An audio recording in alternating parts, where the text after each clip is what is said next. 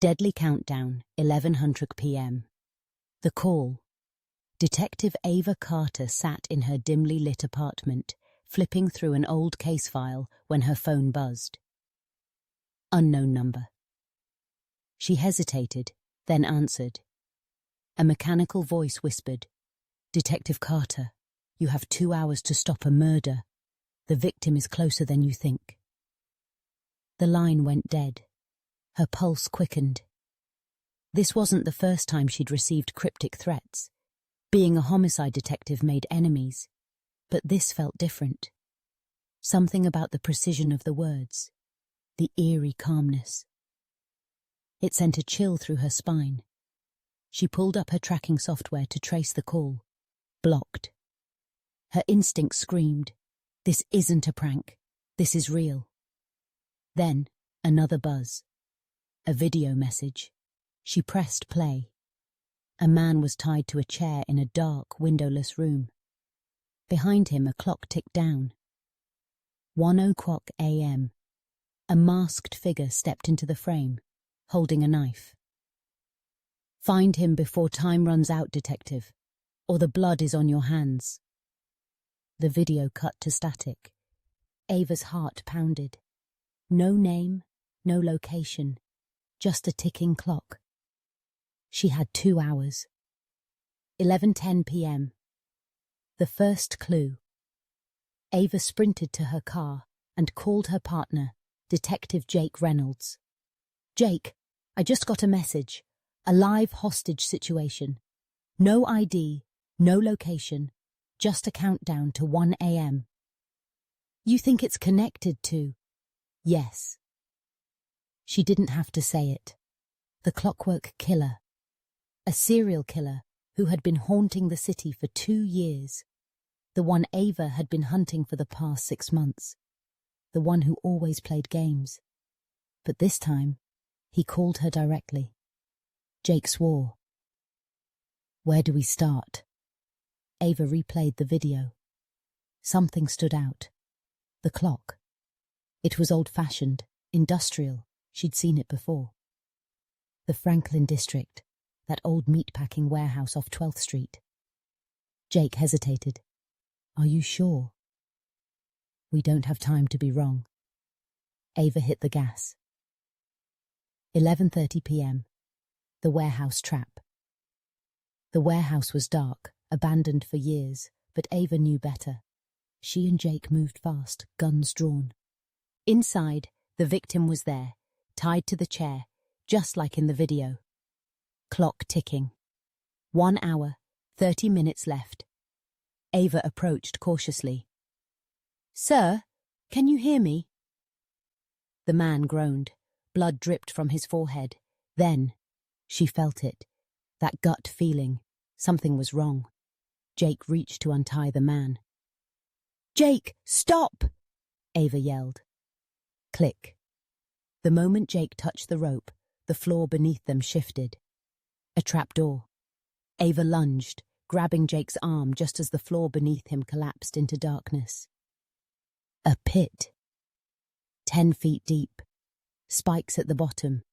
Jake dangled as Ava held on with everything she had. "Jesus, Ava!" he gasped. She gritted her teeth and pulled him up. The victim? Not a hostage. A mannequin, with a recorder taped to its chest. "Tick-tock, Detective Carter. You should have known better." Ava's blood ran cold. It was a setup, and now they were out of time. 12:00 a.m. The real game begins. Her phone buzzed. A new video. This time, it wasn't the unknown hostage.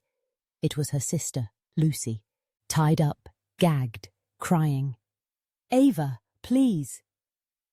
The masked figure appeared. "You failed the first test. Now let's see how much your family means to you." Behind Lucy, a new clock. 30 minutes left. Ava felt the world tilt. Lucy was her only family, the one person she would kill for. Jake's face turned pale. "Ava, this is personal." Ava's hands shook with rage. I'm ending this, now! 12:15 a.m., the final location. Ava scanned the video for clues. Then she saw it. In the background, a neon sign. It flickered, but for a split second, she saw the name. The Holloway Motel. She knew that place, a rundown dump where criminals hid from the world. She jammed the car into gear. 12:30 a.m., the final confrontation. The motel's room 209 had a single light on. Ava and Jake moved in, guns ready. She kicked down the door. Lucy was there, bound, eyes wide. Ava rushed forward, and then she heard the click of a gun behind her head. Drop it, detective. Ava turned slowly, and there he was. The clockwork killer, and she knew him. Her heart stopped. Nick? Nick Carter. Her own brother. Jake froze. Ava. What the hell is going on? Nick smirked. Oh, come on, sis. You should have figured it out sooner. Ava's mind spun.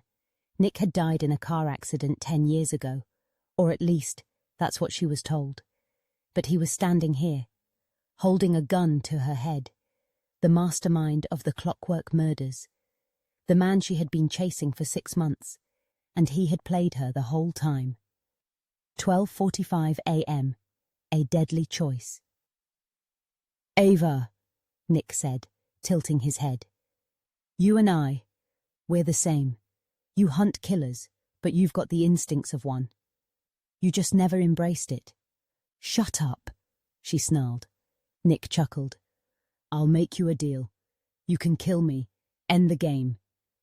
He pointed to Lucy. Or, you can save her. But if you do, I walk free. Jake's grip tightened on his gun. Ava, don't listen to him. But Ava knew. Nick was a ghost.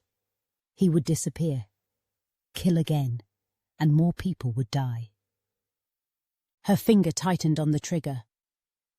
12:59 a.m. The shot heard around the city. Time slowed. Jake yelled. Nick grinned. Ava fired, one shot, straight through his skull. Nick's body collapsed. The clock struck 1:00 a.m. The game was over. Ava rushed to Lucy, cutting her free. Lucy sobbed into her arms. I thought you wouldn't make it. Ava held her tight.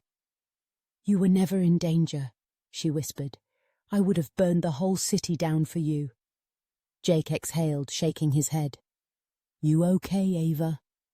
She looked down at her brother's lifeless body, the only family she thought she had left, and she smiled bitterly.